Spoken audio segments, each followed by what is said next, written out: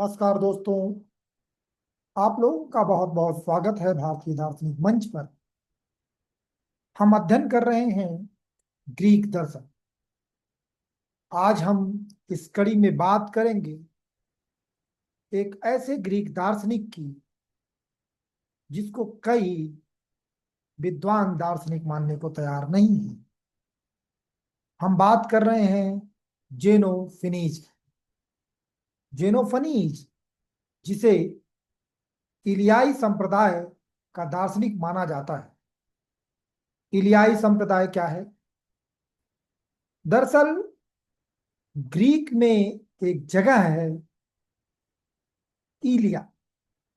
वहां से तीन प्रमुख दार्शनिक का नाम जुड़ा हुआ है और इन तीनों को मिलाकर ही इलियाई संप्रदाय बनता है, जिसमें बड़ा प्रसिद्ध नाम आता है परमानाइडीज का और जीनो का। परमानाइडीज और जीनो ये दोनों इलिया से तो आते थे, किंतु जो तीसरा दार्शनिक है जिसका इस संप्रदाय से संबंध है और जिसको इस संप्रदाय का जनक माना जाता है, वह इलिया कन है। और कई लोगों का तो ऐसा भी मानना है कि वह कभी इलिया गया भी नहीं। किंतु परमानाइडीज ने इससे दर्शन सीखा। परमानाइडीज इसके शिष्य थे, इसलिए जेनोफिनीज को भी इलियाई संप्रदाय में रखा जाता। जेनोफिनीज एक ऐसा व्यंग्यकार, ऐसा कवि जो धर्म पर, धर्म की कुरीतियों पर कुठाराघात करता है और बिल्कुल अपने पूर्ववर्ती हेराक्लाइटिस की तरह किसी को भी कुछ भी कह देने की अद्भुत अद्भुत क्षमता रखता है। ग्रीक दर्शन के बारे में एक प्रसिद्ध कोट है बर्टन रसेल का। बर्टन रसेल अपनी पुस्तक वेस्टर्न फिलॉसफी में लिखते हैं कि ग्रीक कभी भी मध्यम मार्गी नहीं रहे, ना अपने व्यवहार में और ना ही अपने सिद्धांतों। उनका इशारा इस तरफ था कि जहां हेराक्लाइटिस परिवर्तन को ही सत्य मानते हैं, बिकमिंग इज द ट्रूथ, वहीं उसके पलट परमानाइडीज बिकमिंग को, परिवर्तन को भ्रम या आभास के रूप में देखते हैं। तो प्रसिद्ध ग्रीक विद्वान, ग्रीक दर्शन पर जिसकी जिनकी पुस्तक बहुत ही फेमस है ग्रीक फिलॉसफी के नाम से, स्टेस स्टेस का ये कहना है कि ग्रीक दर्शन में इलियाई दर्शन ही सच्चे मानने में पहला दर्शन है। स्टेस कहते हैं कि पाश्चात्य जगत का इलियाई दर्शन ही सही मामले में पहला दर्शन। तो इस तरीके से हम देखते हैं कि इलियाई दर्शन का क्या महत्व है पूरे ग्रीक दर्शन में, ग्रीक फिलॉसफी में।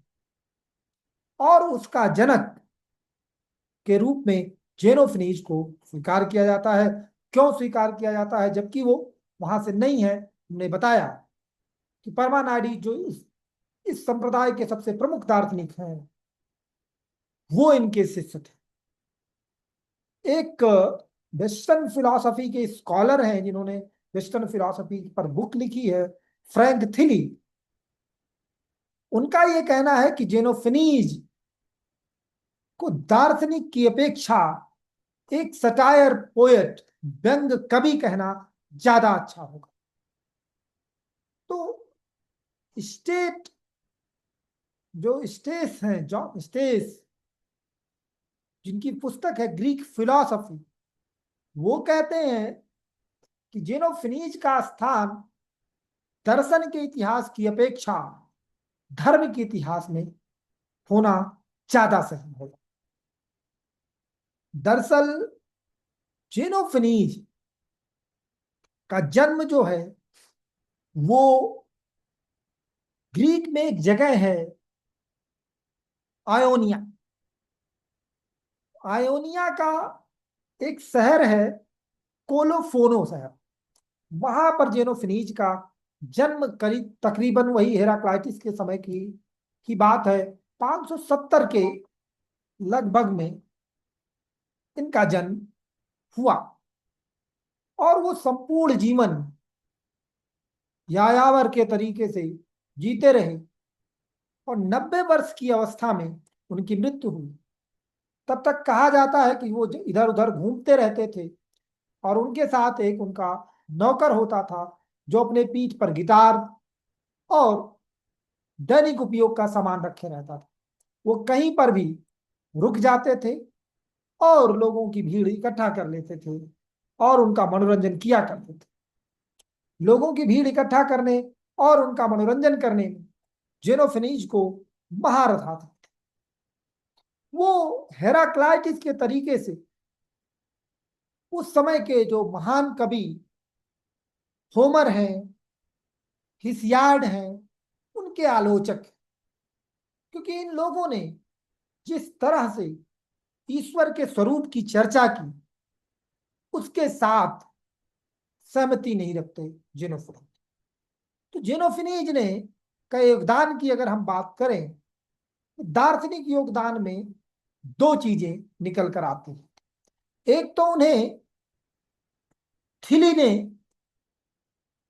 स्केप्टिसिज्म, संदेहवाद का जनक के रूप में स्वीकार किया। फ्रैंक थिली कहते हैं कि वो जनक हैं स्केप्टिसिज्म के, क्योंकि वो कह रहे हैं कि यदि कुछ है तो उसे हम जान नहीं सकते, अगर जान सकते हैं तो बता नहीं सकते।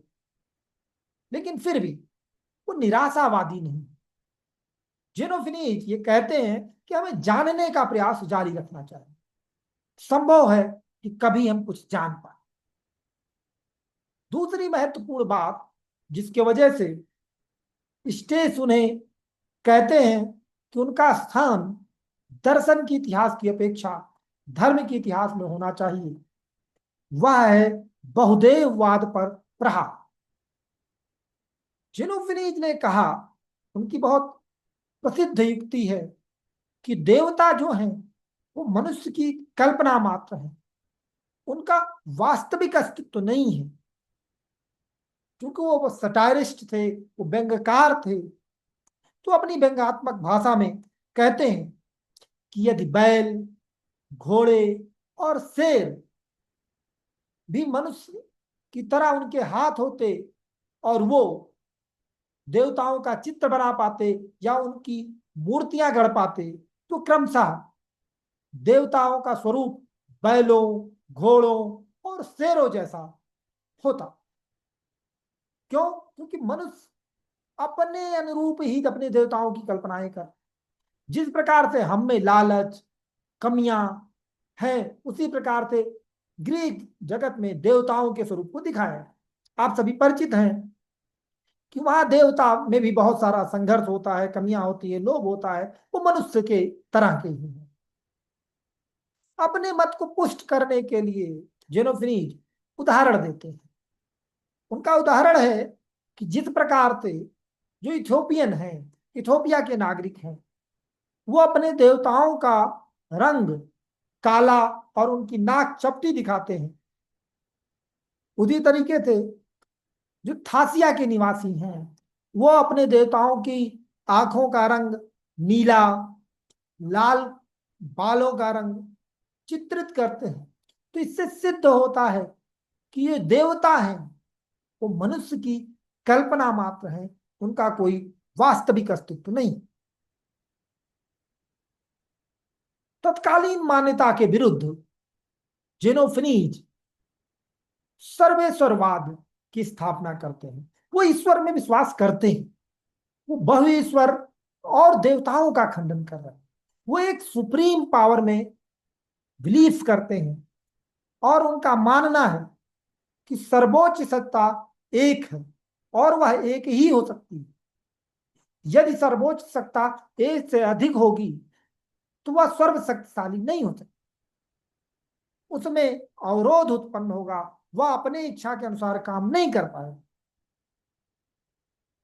और ये जो सर्वोच्च सत्ता है वो सर्वेश्वर के रूप में, उनका कहना है कि ईश्वर कोई पवित्र आत्मा नहीं है, वरना संपूर्ण सजीव प्रकृति जो जो लिविंग नेचर है यही ईश्वर है। इसलिए ये सर्वेश्वरवाद पैंथीज्म के जनक के रूप में हमें देखने को जेनोफिनीज में मिलता।